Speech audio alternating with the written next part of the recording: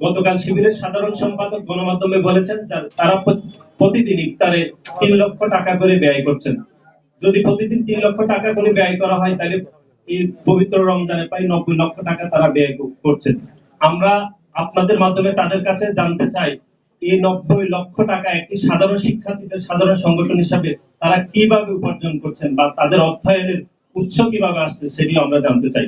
এবং বাংলাদেশ জাতীয়তাবাদী ছাত্র দল সাধারণ শিক্ষার্থীদের সংগঠন হিসাবে আমরা সাধারণ শিক্ষার্থীদের জন্য কাজ করছি এবং আমরা সাধারণ শিক্ষার্থীদের জন্য যে অর্থটুকু ব্যয় করছি সেটি স্বচ্ছতা এবং জবাবদিহিতার মধ্যে আমরা রয়েছি বলে আমরা বিশ্বাস করি। সবাইকে ধন্যবাদ।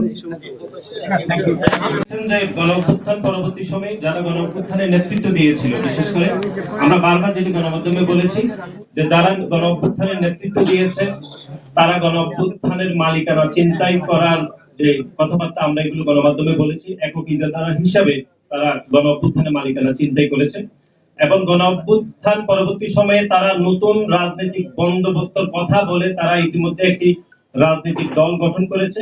আমাদের দলের পক্ষ থেকে সেই সিদ্ধান্তকে স্বাগত জানানো হয়েছে এবং বাংলাদেশ জাতীয়তাবাদী ছাত্র দলের পক্ষ থেকে আমরা স্বাগত জানিয়েছি।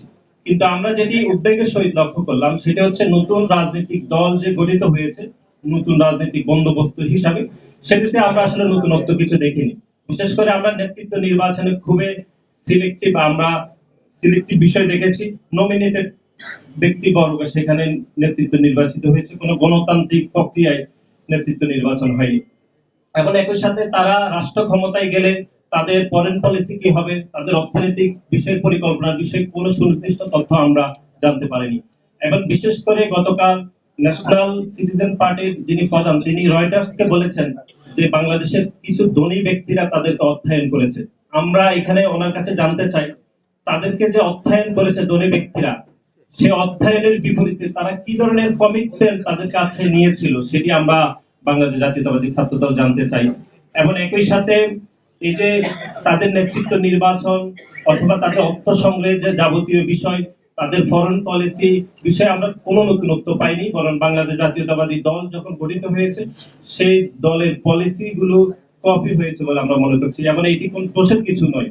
সুতরাং সার্বিক বিষয়ে নতুন যে দল গঠিত হয়েছে সেটা নতুন রাজনৈতিক বন্দোবস্ত হয়নি, একই সাথে আমাদের কাছে মনে হচ্ছে এটি আদিম রাজনৈতিক বন্দোবস্ত হয়েছে বলে আমরা মনে করছি। এবং শিবিরের বিষয়ে এখানে বলা হয়েছে, আমরা যেটি দায়িত্বহীন ভাবে বলতে চাই, গতকাল শিবিরের সাধারণ সম্পাদক গণমাধ্যমে বলেছেন তারা প্রতিদিন ইফতারে ৩ লক্ষ টাকা করে ব্যয় করছেন। যদি প্রতিদিন ৩ লক্ষ টাকা করে ব্যয় করা হয় তাহলে এই পবিত্র রমজানে প্রায় ৯০ লক্ষ টাকা তারা ব্যয় করছেন। আমরা আপনাদের মাধ্যমে তাদের কাছে জানতে চাই এই ৯০ লক্ষ টাকা একটি সাধারণ শিক্ষার্থীদের সাধারণ সংগঠন হিসাবে তারা কিভাবে উপার্জন করছেন বা তাদের অর্থায়নের উৎস কিভাবে আসছে সেটি আমরা জানতে চাই। এবং বাংলাদেশ জাতীয়তাবাদী ছাত্র দল সাধারণ শিক্ষার্থীদের সংগঠন হিসাবে আমরা সাধারণ শিক্ষার্থীদের জন্য কাজ করছি এবং আমরা সাধারণ শিক্ষার্থীদের জন্য যে অর্থটুকু ব্যয় করছি সেটি স্বচ্ছতা এবং জবাবদিহিতার মধ্যে আমরা রয়েছি বলে আমরা বিশ্বাস করি। সবাইকে ধন্যবাদ।